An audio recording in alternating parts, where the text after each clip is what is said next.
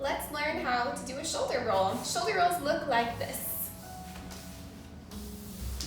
There's many variations of a shoulder roll, but that is the one that I always teach first because once you know the pike variation, you can pretty much do every other variation. So we are going to start in a really, really strong pike position. My knees are together, my feet are together, my hands are behind me. I'm going to find a candle shape first. So making sure that we all know how to do a candle without holding onto your hips. We'll just rock back. Think about pulling your hips towards your face, and your feet, you're gonna actually send it back a little bit behind the glutes so that we don't end up in a plow. We wanna be here. So I'm using my arms to really support this candle that's trying to be very, very vertical. Then from here, I'm gonna pick which way I wanna go. I'm left-handed, so I'm gonna look over my left shoulder, and I'm going to keep my right foot in the air and tap the top of my left toes to the floor. Look this way so you guys can see a little bit better. We're up in our candle, and then I'm going to tap and look over the shoulder. Because I'm going to left, I'm going to pick up my right hand and place it by my left knee to support my head so I have room to look up on the way through. It's a little bit hard to land that slow. So a little faster.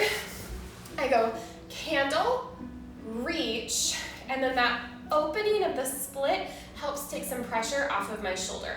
I'm not really on my head as I'm coming through. I'm kind of lifting my head up away from the floor. Make sure you always protect your neck. If something hurts in your neck, that's your body saying, stop, something's wrong. Go back to the beginning and figure out if your placement is correct. I'm not going over the back of my head. I'm looking up and away from the shoulder that I'm rolling over.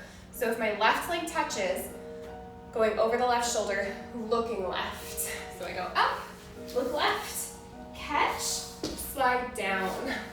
I'll do it facing away as well, so you guys can see from the back. I'm starting nice and tall. Sometimes if my students have a hard time remembering to look, I'll have them start looking over the shoulder. So you go back, up, split, roll through. We're trying to keep that right leg up to the ceiling. Otherwise, if we open to straddle, it gets really awkward through here. So we wanna make sure that we're really working on this angle and not here. Double check if you feel both of your feet hitting at the same time. Go back to your candle and just work on the split taps. So enter candle and then just go split, close, split, closed. This also makes sure that we're not bending in the air. There are some stylized versions where we'll have bent legs or leaning on our knees, but I like that controlled descent down onto the torso. Once we have the control and the strength to do it this way, we'll start getting fancier. Let me know if you have questions in the comments. Thanks.